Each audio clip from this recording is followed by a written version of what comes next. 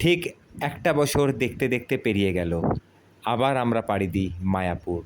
এই দিনটি ছিল বিশেষ দিন, 26শে অগাস্ট 2024। এই দিনটি ছিল জন্মাষ্টমী। ঠিক আগের বারের মতোই এবারও আমরা ট্রেনে চড়ে রওনা দিই মায়াপুর, কিন্তু এইবার স্টেশন ছিল নবদ্বীপ। শেষবারে বহু চেষ্টা করেও আমরা মায়াপুর প্রাঙ্গণের ভেতরে আমাদের হোটেল রুম বুক করতে পারিনি, কিন্তু এইবার আগাম বুক করে নিয়েছিলাম, তাই পেয়ে গেছিলাম ঈশদান ভয়নের মতো একটা সুন্দর পরিবেশে থাকার ব্যবস্থা।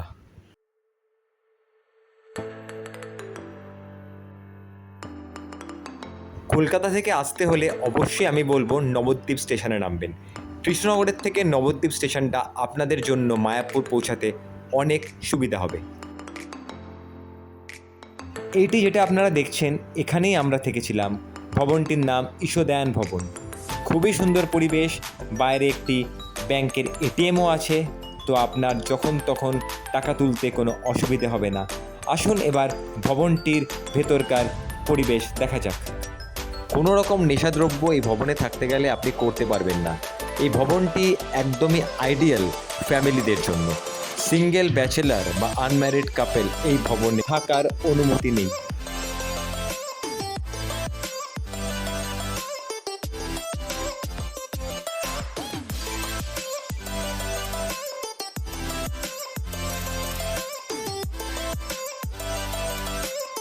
ঈশদান ভবনের আমাদের রুমটি ছিল পরিষ্কার পরিচ্ছন্নে ভরপুর, যেমন বাথরুমটা তেমনি বেড, আরও অনেক কিছু।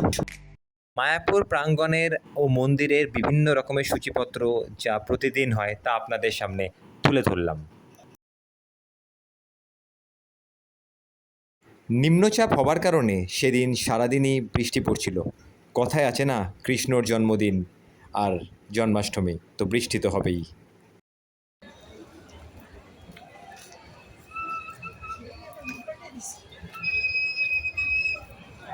আগের বারের মতো এইবার আর মন্দির প্রাঙ্গণে গদা ভবন বা গীতা ভবনে বসে আর মহাপ্রসাদ খাওয়া হলো না।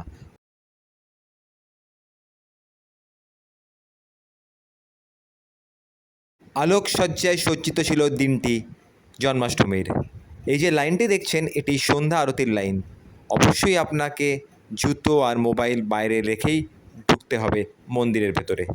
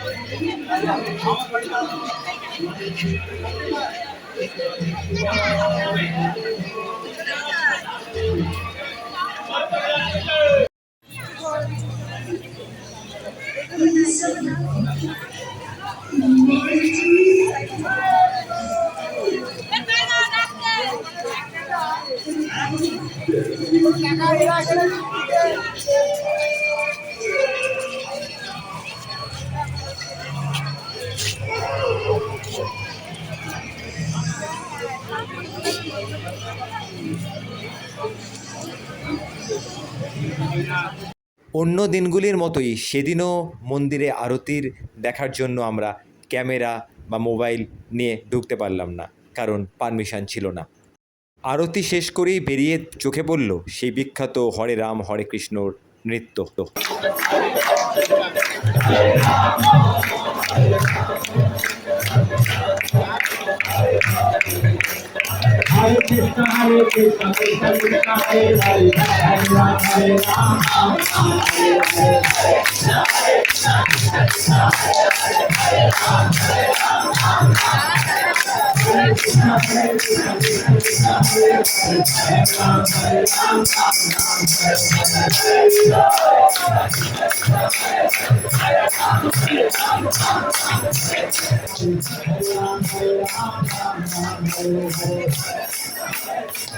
হরে রাম হরে কৃষ্ণ তালে তাল মিলিয়ে আমরা একটু এগিয়ে কেনাকাটার দিকে মনোযোগ দিই।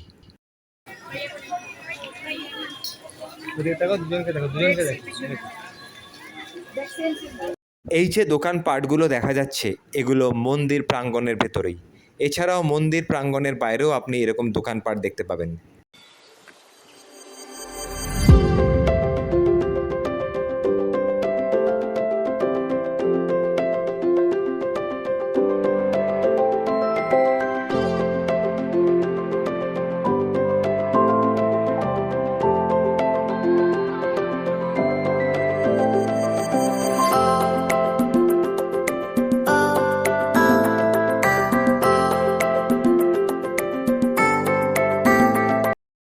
আমরাও অবশ্য কিছু জিনিসপত্র কিনে মন্দির প্রাঙ্গণ থেকে বাইরে বেরিয়ে রাতের খাওয়া দাওয়া সেরে ফিরে আসি আমাদের ঈশাদায়ন ভবনে। যথারীতি মঙ্গল আরতি দেখবার জন্য অ্যালার্ম দিয়ে শুয়েছিলাম ঠিকই, কিন্তু শেষমেশ আর ঘুমের দেশ থেকে আর উঠতে পারিনি। অতএব আমরা দেখি সকাল 7টায় ধূপা আরতি।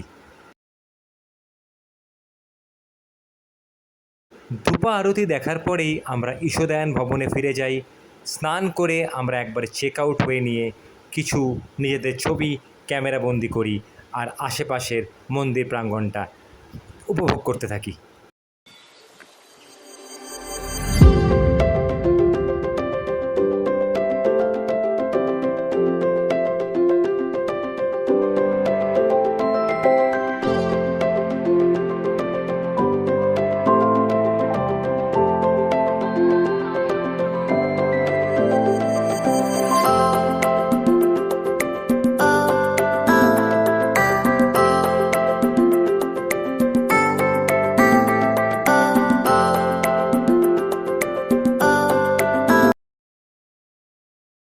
মন্দির প্রাঙ্গণ ঘুরতে ঘুরতে আবার শেষবারের মতো চোখে পড়ে যায় এশিয়া মহাদেশের সবচেয়ে উচ্চতম মন্দির, যেটির কাজ সম্পূর্ণভাবে শেষ হবে 2026-এ।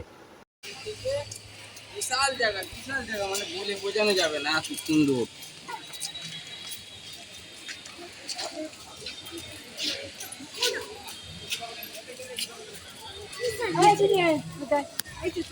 জন্মাষ্টমী উপলক্ষে মায়াপুর ভ্রমণটি আমাদের সার্থক হয়েছিল।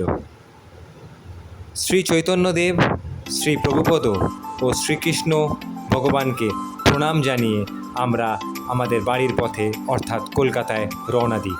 ফেরার সময় অবশ্যই আমরা কৃষ্ণনগর হয়ে ফিরি। আমি আমার এই ভিডিওর শেষে ভিডিওর ডেসক্রিপশানে আমার এই পুরো ইটিনারিটা আপনাদেরকে দিয়ে দেব। এই ইটিনারিটা আপনারা ফলো করতে পারেন। আবার দেখা হবে আপনাদের সাথে আগাম ভিডিওতে। ভালো থাকবেন।